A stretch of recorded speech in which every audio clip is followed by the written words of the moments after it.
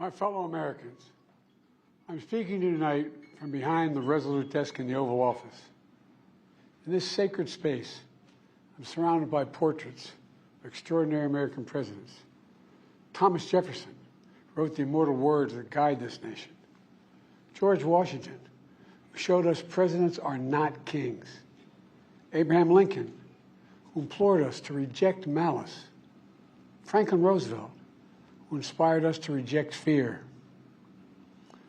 I revere this office, but I love my country more. It's been the honor of my life to serve as your president. But in the defense of democracy, which is at stake, I think it's more important than any title. I draw strength and I find joy in working for the American people. But this sacred task of perfecting our union is not about me. It's about you, your families, your futures. It's about we, the people. We can never forget that. And I never have. I've made it clear that I believe America is at an inflection point. One of those rare moments in history when the decisions we make now will determine our fate of our nation and the world for decades to come. America's going to have to choose between moving forward or backward, between hope and hate, between unity and division. We have to decide, do we still believe in honesty, decency, respect, freedom, justice, and democracy? In this moment, we can see those we disagree with not as enemies, but as fellow Americans. Can we do that? Does character in public life still matter? I believe I know the answer to these questions because I know you, the American people. And I know this: we are a great nation because we are good people. When you elected me to this office, I promised to always level with you, to tell you the truth. And the truth, the sacred cause of this country, is larger than any one of us. And those of us who cherish that cause, cherish it so much, a cause of American democracy itself, must unite to protect it. You know, in recent weeks, it's become clear to me that I need to unite my party in this critical endeavor. I believe my record as president, my leadership in the world, my vision for America's future, all merited a second term. But nothing can come in the way of saving our democracy. That includes personal ambition. So I've decided the best way forward is to pass the torch to a new generation.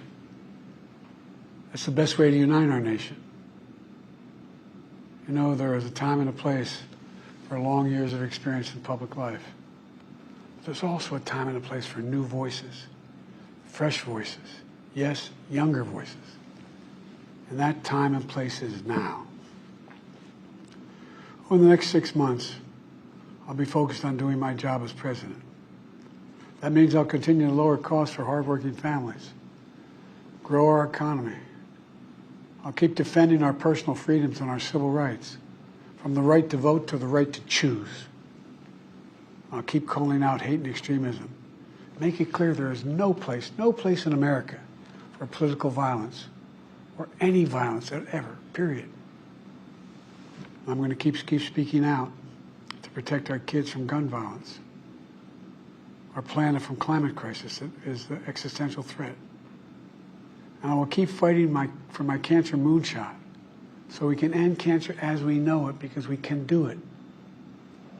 And I'm going to call for Supreme Court reform because this is critical to our democracy, Supreme Court reform.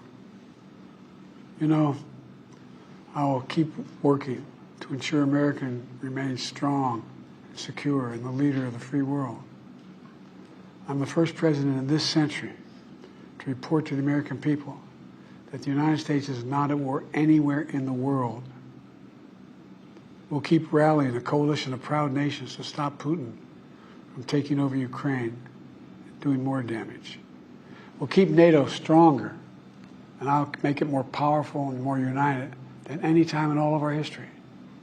I'll keep doing the same for our allies in the Pacific. You know, when I came to office, the conventional wisdom was that China would inevitably surpass the United States. That's not the case anymore. And I'm going to keep working to end the war in Gaza, bring home all the hostages, and bring peace and security to the Middle East and end this war. We're also working around the clock to bring home Americans being unjustly detained all around the world. You know, we've come so far since my inauguration. On that day, I told you, as I stood in that winter, we stood in a winter of peril and a winter of possibilities. Peril and possibilities. We were in the grip of the worst pandemic in a century. The worst economic crisis since the Great Depression. The worst attack on our democracy since the Civil War. But we came together as Americans, and we got through it. We emerged stronger, more prosperous, and more secure.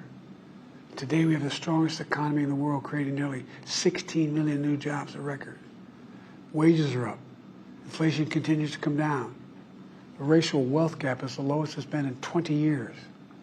We're literally rebuilding our entire nation, urban, suburban, rural, and tribal communities. Manufacturing has come back to America.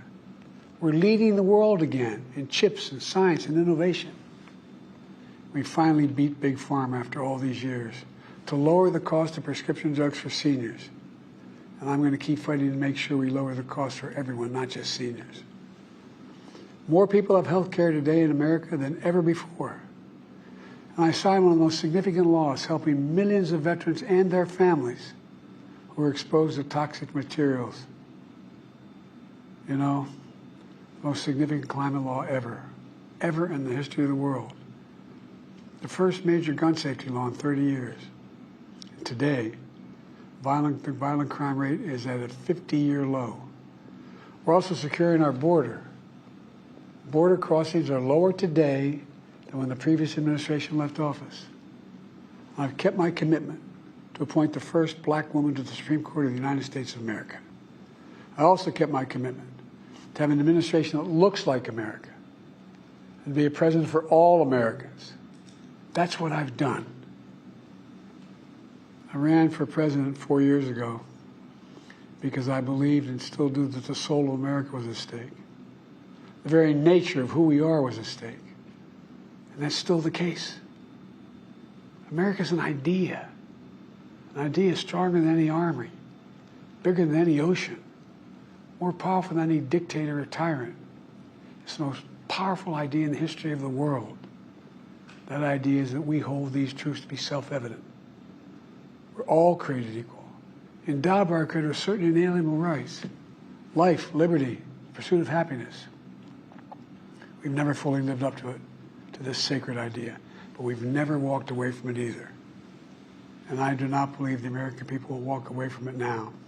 In just a few months, the American people will choose the course of America's future. I made my choice. I've made my views known. I would like to thank our great Vice President Kamala Harris. She's experienced, she's tough, she's capable. She's been an incredible partner to me and a leader for our country. Now the choice is up to you, the American people. When you make that choice, remember the words of Benjamin Franklin that's hanging on my wall here in the Oval Office, alongside the busts of Dr. King and Rosa Parks and Cesar Chavez. When Ben Franklin was asked, as he emerged from the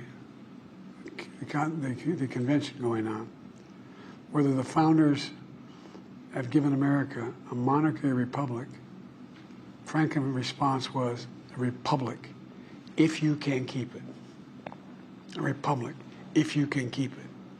Whether we keep our republic is now in your hands. My fellow Americans, it's been the privilege of my life to serve this nation for over 50 years. Nowhere else on earth could a kid with a stutter, from modest beginnings in Scranton, Pennsylvania, and Claymont, Delaware, one day sit behind the resolute desk in the Oval Office as President of the United States.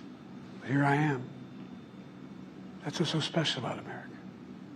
We're a nation of promise and possibilities, of dreamers and doers, of ordinary Americans doing extraordinary things. I've given my heart and my soul to our nation, like so many others. I've been blessed a million times in return with the love and support of the American people. I hope you have some idea how grateful I am to all of you. The great thing about America is here, kings and dictators do not rule, the people do. History is in your hands. The power is in your hands. The idea of America lies in your hands. We just have to keep faith, keep the faith, and remember who we are. We're the United States of America, and there's simply nothing beyond our capacity when we do it together. So let's act together, preserve our democracy. God bless you all, and may God protect our troops. Thank you.